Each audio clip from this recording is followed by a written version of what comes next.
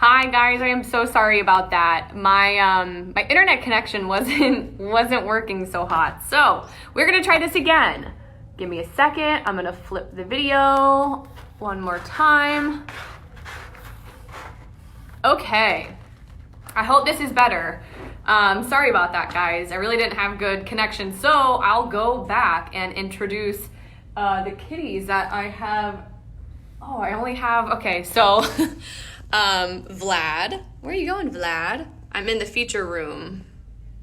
Where are you going, buddy? The screen's all flipped, so it's like so hard. But anyway, so I'm in the feature room at the Humane Society, and I've got Vlad, I've got Georgie, and I've got Harvey all here with me. You might see him. Oh, you can kind of see Vlad right there. Oh, there he is. He's a staff favorite. All right, so let's go ahead. Today, before we get into the whole body language, dog and cat body language presentation, you guys know we've got a few announcements. So first of all, we always, and I mentioned this in our last video, we can always use wet dog and cat food. So if you have any to spare, you can come on down to the Humane Society, the main shelter, and you'll see a white basket in front of the main doors, and you can just plop it right in there, okay? So wet dog and wet cat food is always highly used here. And as far as donations, that was kind of what we were needing the most. Everything is pretty well stocked, which is awesome, so thank you.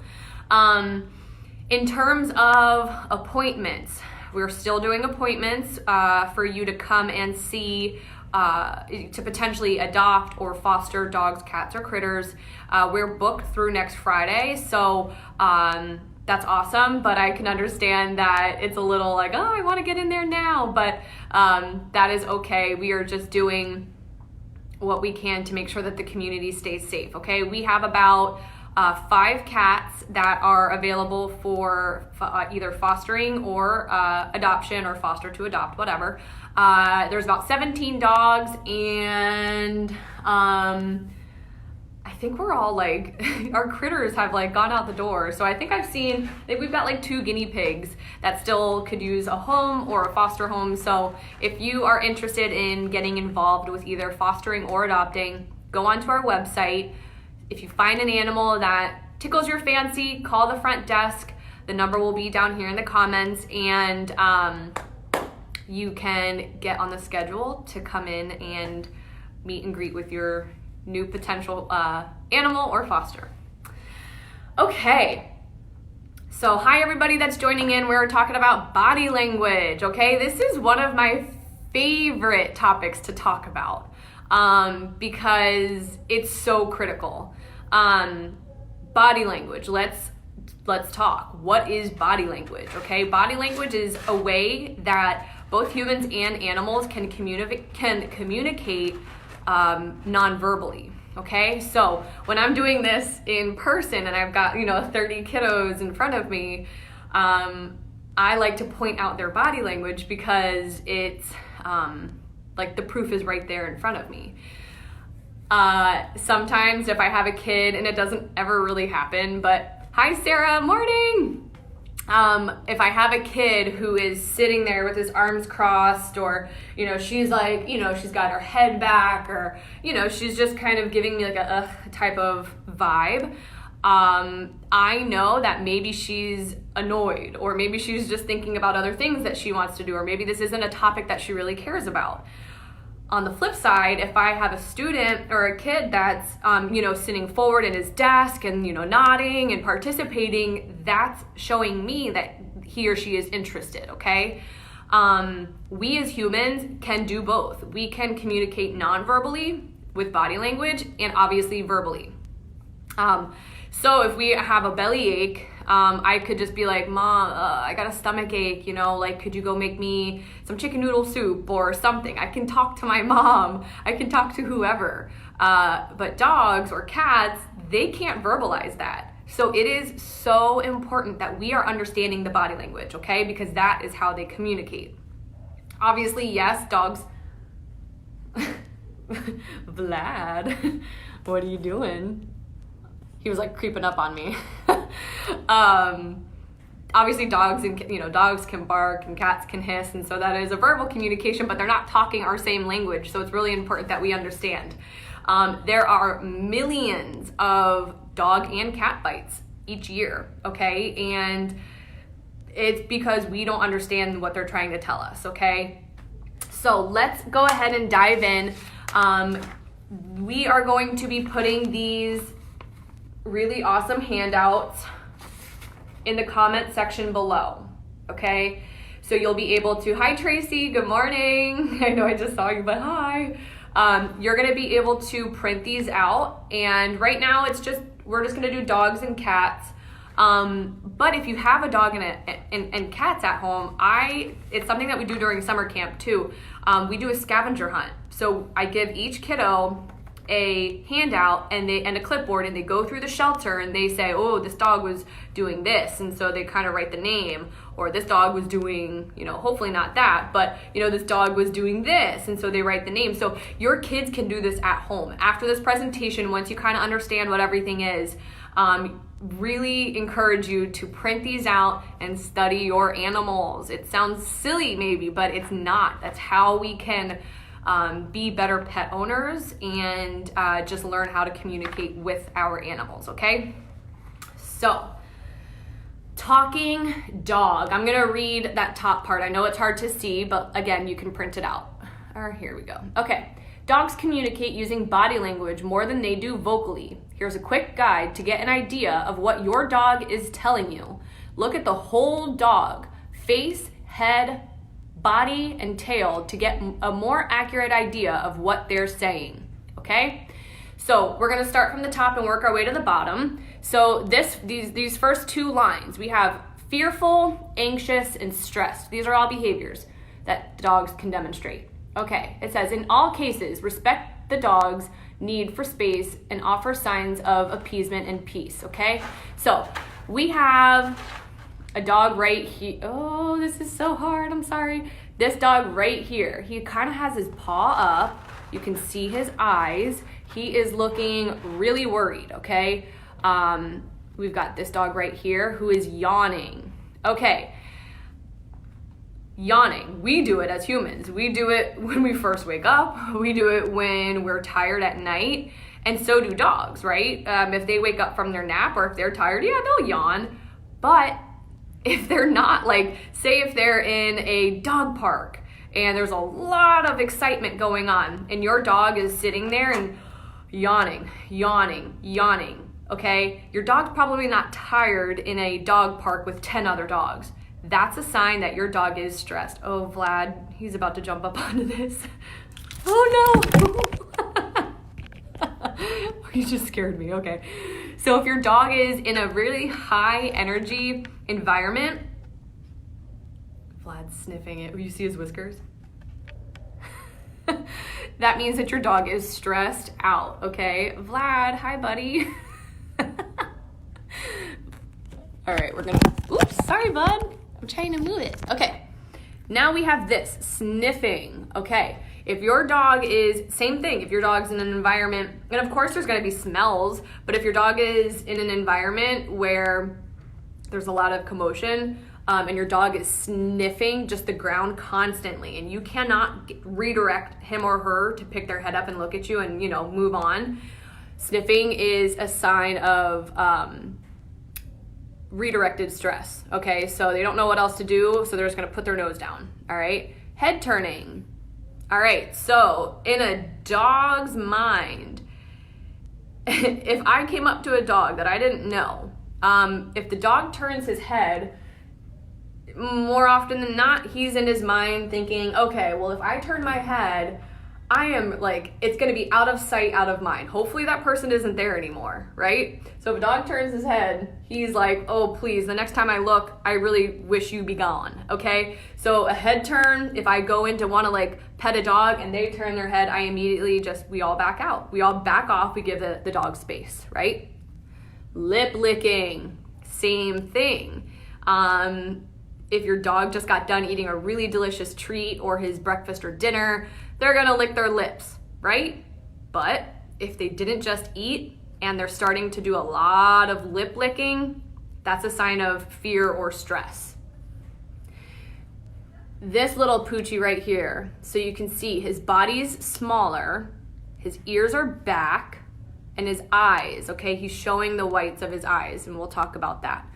But most importantly right now in this one, his body is crouched and low. I don't know if you can see, but his tail is tucked under his body, okay? When a dog has their tail tucked, they're trying to just kind of curl, well, when their tails are tucked and they're like curling their body in, they're really just trying to get as small as they can so that hopefully whatever's scaring them just doesn't come closer.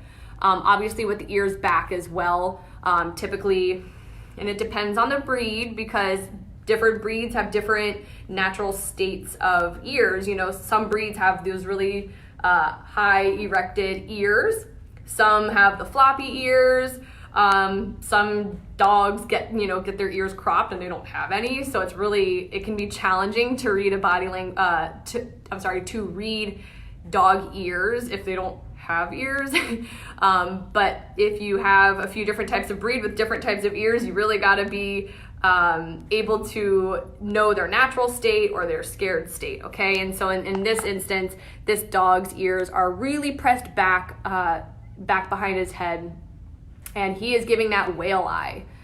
And then right here, this dog is just like uncontrollably itching, okay? He's not itchy, he's just trying to like do something else just to distract himself from whatever stressor is being presented in front of him, okay? So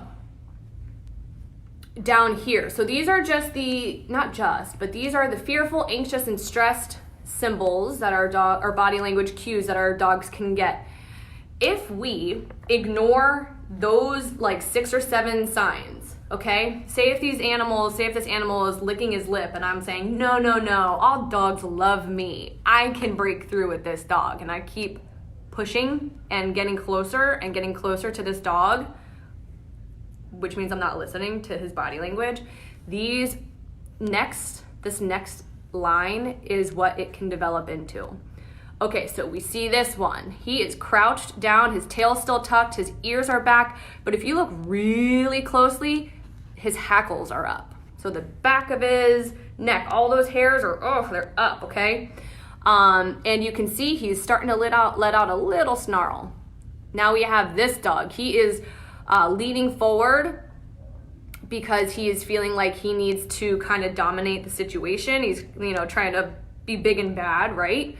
And the last dog, he is lunging out and kind of insinuating that this dog is going to either bark, growl, or snap. Okay, so our dogs, they can give us so many signs before it gets to this dog, okay? So if you're encountering a dog and they're giving any of these types of signs, what should you do? Go ahead, talk to your mom, your grandma, your dad, whoever. If you see a dog that is giving any of these signs, what do? Do you try to pet them or do you back away? You back away. You give that dog space, okay? Just give it space. And we do that at the shelter too. We get animals, we get all of the dogs and cats that come here are typically afraid. And so if these dogs are giving us any of these signs, we say, okay, right now is not the time to, give him his meds or his, vaccinations that he needs. We give him time to relax, okay? But now let's talk about these cutie pies down here. So content, happy, and social. So look at this. This dog's tail is in a neutral spot, okay? It's not tucked, it's not really high and wagging, and he's kind of got a smile on his face. It sounds silly, but dogs do. When their mouths are relaxed, you can tell that they're happy. When they're angry, you'll see that their lips kind of purse, but a relaxed, happy dog will smile. We got this one who's just totally hamming it up, okay? He's like looking at his owner like he totally loves him or her.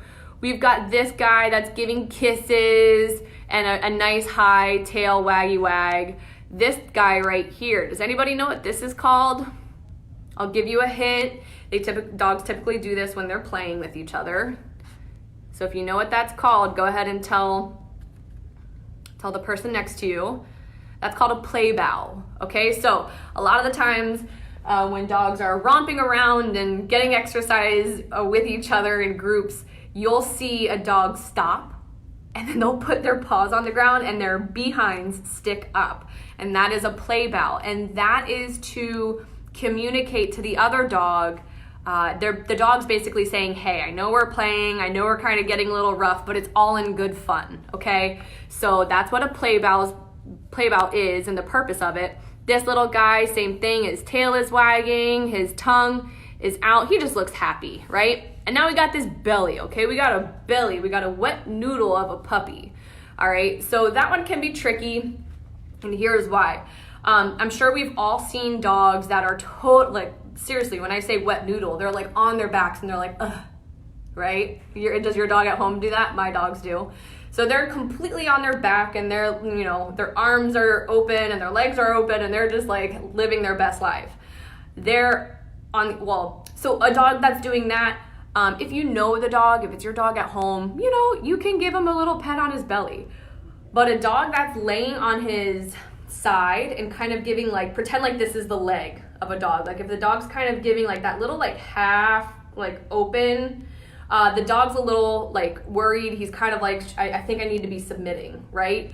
So the dog that's kind of I wouldn't pet. But the wet noodle, if you know the dog, go ahead and slowly and carefully give it a pet. All right. Again, these tail positions are really important, and same thing goes for the ears. Dogs can have different types of tails. They can have, think of a pug's tail. It's like a little cinnamon bun. Okay, can a pug probably put his tail in between his legs? Nah, probably not. Some dogs have really long tails. Some dogs don't have any tails because they're cropped. So you gotta know your breed, and you have to understand their different stages and what their different ears and tails are saying, okay? I really want to, I'm not gonna go into the whole whale eye thing.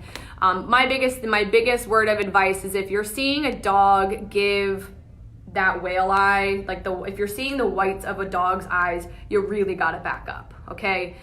For those of you who know dog behavior, you know what it's like to be around a dog that's about to kind of get a little sassy, but that whale eye is a really big indicator, okay? So if I turned my head and I looked at you, you see how you can see the whites of my eyes?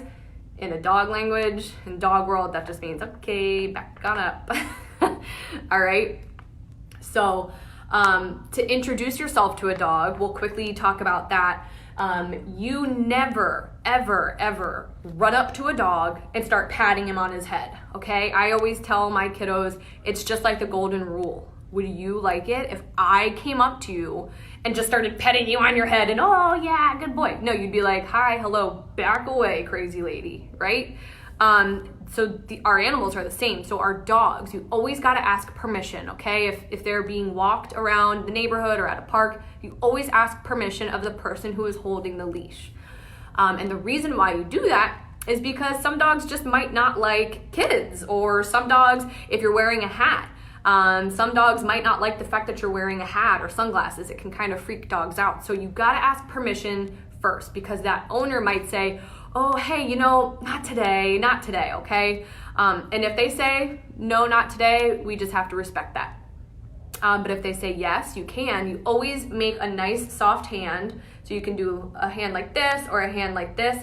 And then I go really slow and just put it in front of the dog's face. I'm not shoving it, I'm just kind of naturally, slowly putting it in front of the dog, letting them sniff. They might give you a little lick.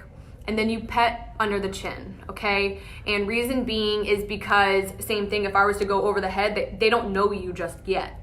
They might be like, ooh, what's this person doing? Why are they coming over my head, right? So chins are just, it's not scary to them, okay? So chin, and then as the dog gets comfy, then you can kind of pet the ears and the shoulders and the back, okay? So, but you always wanna go slow. You always wanna just be nice and quiet and careful, and always listen to the person who is holding the end of the leash, okay? So that is very quickly, in a nutshell, dogs. There are a lot of different things that we could talk about dog related in body language. We could go further into depth, but these are the biggest, most important body language cues that your dog can give, okay? All right, so let's talk about cats. Cats. I love me some cats, and I never had cats growing up, and because of that reason, I was always intimidated by them. I always thought that they were just those animals that would out of nowhere come up and just start like swatting at you. Until I started working at the shelter, and they actually teach you that not all cats are just grumpy cat, okay? They have a lot of emotion, they have a lot of different signals as well, and we have to understand it. So cats have just as many as emotions as dogs can. They show them a little bit differently. All right, so up here, and this cat one goes opposite. So it's kind of like happier, and then like the not so happy cats down at the bottom. All right, so we've got an interested cat. So we're gonna work our way over this way. So the interested cat, you can see his tail is same thing in that neutral spot. It's not tucked, it's not really high. So he's just fairly interested. You can tell by his ears as well. This cat right here, when you can see her tail is up and it's kind of curved at the end. That typically means that they're friendly, that they at that point would be okay to interact with. Attentive is when, hi Vlad. Oh, wait, let's see. Vlad, where are you, buddy? Hi. Maybe he'll demo. When we're all done with this, we'll demo how to introduce yourself to a cat, okay? So attentive is when the cat is sitting there and their tail is kind of curled in the front of them, relaxed. So they're just kind of like on their side. They might have a little tail, slight wag. And all of these cats, if a cat is giving any of these 4 behaviors, I would say, yeah, it's probably okay to introduce yourself to him or her. And I'll show you how to do that afterwards. But this one, this cat right here. Oh man, as cute as he looks, as inviting as that fluffy belly looks, do not pet that stomach. It is a trap. It is such a trap. How many of you out there have ever pet the belly of a cat, and next thing you know, they're like latching on and they're doing that little kicky thing with their back feet onto your arm? Yeah, it's happened. It's definitely happened. So unlike a dog, so this cat kind of looks like a wet noodle, right? But he's just saying that he trusts being around that human or that other cat. Their bellies are so sensitive. They don't enjoy belly rubs like dogs. So never, ever, ever, ever, ever, ever, ever pet a dog or pet a cat that is giving you their belly, okay? We've got the cat kind of similar to the attentive, but the only difference is that they're giving a slow blink, okay? And so that's showing you that they're relaxed, content. Obviously, this kitty's just kind of curled up in a ball. Now here we go over to this side. These their ears, they can move separately, okay? So they're kind of like little radar, little sonar things, right? So if they hear something over to my right, they can turn their ear, or if they hear to the left, they can turn that ear. So this cat is conflicted and cautious. So you can see his little ears are going off to the side. His eyes are becoming a little bit more, hard, and his tail is a little bit more straight out. We've got a playful kitty. A playful kitty. We kind of know what that looks like. Cat that's scratching could be really excited. When a cat comes up to you and rubs his face or rubs her face onto you or to your legs or to your couch, that is their way of their scent marking, okay? And they're basically kind of claiming you. So they're saying, this is my human and I love him or her, okay? So when a cat does that, feel very honored. And then we've got this cat right here who's feeling anxious, okay? So you see his backside is crouched down, his tail is a little bit lower, and then his ears are now, they're not so much up here, they're starting to go a little down. Okay, so he's a little nervous about maybe a sound outside or who knows what. This cat is predatory. He's all slinked down low and he's trying to be on the hunt, probably for lizards. And then we've got this worried cat. So he is all curled up in a ball, trying to get small again, hopefully so that whatever's scaring him doesn't notice him. So same thing, his ears are starting to get flat. This one is starting to get even more flattened, and you can kind of see where to hide. He's trying to figure out, where should I go to hide? You guys, cats need places to hide, okay? Their cortisol levels can go through the roof, which means they can just get stressed out and their stress levels stay up for longer amounts of times than dogs. So this right here has a cat in there, and that's just because he's a little worried. I think he's fairly new to going into this room, and so he just needed a place to hide. So this cat right here would probably go from a little doodad like that, and then he might spring up to go find a place to just hide and get out of harm's way. Okay, but say they don't go and hide and they get pushed to the next level. This cat right here, ooh, he is definitely, oh, look at Vlad. Look at his ears right now. You see them? They were kind of pointed back. And look at that tail. You see, it's straight out. Because he's playing and he's getting a little excited. Let's see if I can. So you see his ears? They're not straight forward.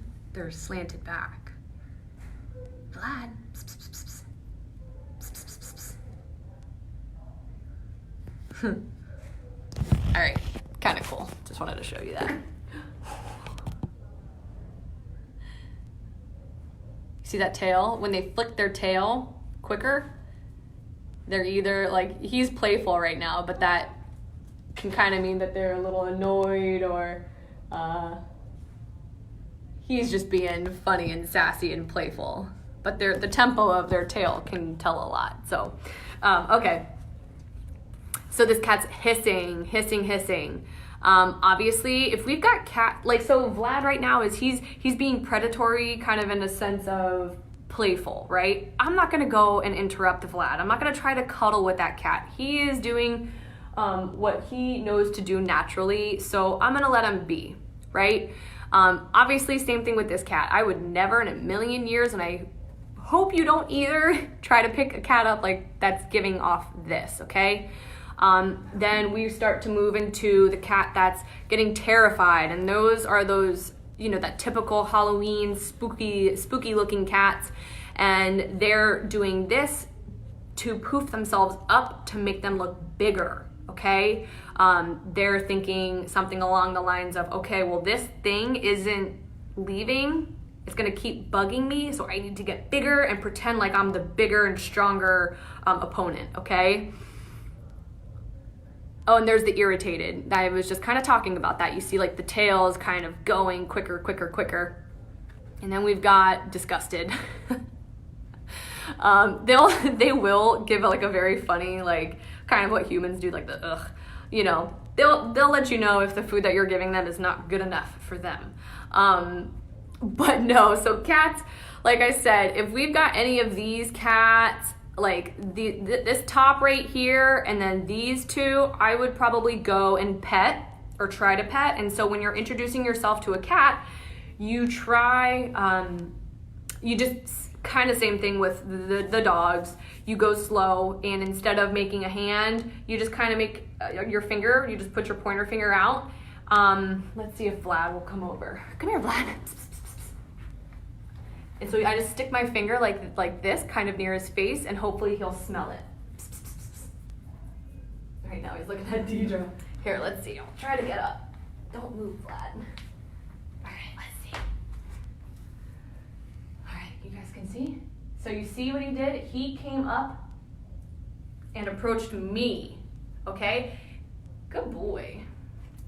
If I did the same thing and I put my finger towards Vlad's face and Vlad turned around and walked away, I'm not even gonna push it, okay? The meet and greet is always on the cat's terms, okay? And same thing goes for the dog, but cats will be very obvious if they want to meet with you or not. But you saw what Vlad did. I put my finger out and he did the whole like woo, woo, and then I got a little pet and then he came up to me, okay? So that is how you introduce yourself to cats. We really, like anything out there, you don't know it right away. You have to study it, okay? And you have to practice it and apply it. So that's why I really encourage all families, it doesn't matter, or even if you don't have, like, this isn't just for kids, this is for adults and children. We need to know our animals. So I really, really encourage you to print this out, keep it by you, and study your animal, okay? Because that is what is going to allow us, again, to have a better relationship with our animals, so that we're just not pushing their buttons, so to speak. So I hope everybody enjoyed this. If you have any questions, please feel free to leave them in the comments. I'm trying to think if I have anything else that I forgot. No, I think we're good. I hope everybody has a really lovely Friday and continue to be safe and healthy and happy. All right, so goodbye from the Humane Society. Vlad, can you say goodbye, buddy? Meow, meow. Meow, meow. He's like he's plotting against me. Just kidding, he's a sweet boy. So, all right, guys, have a great Friday. Bye.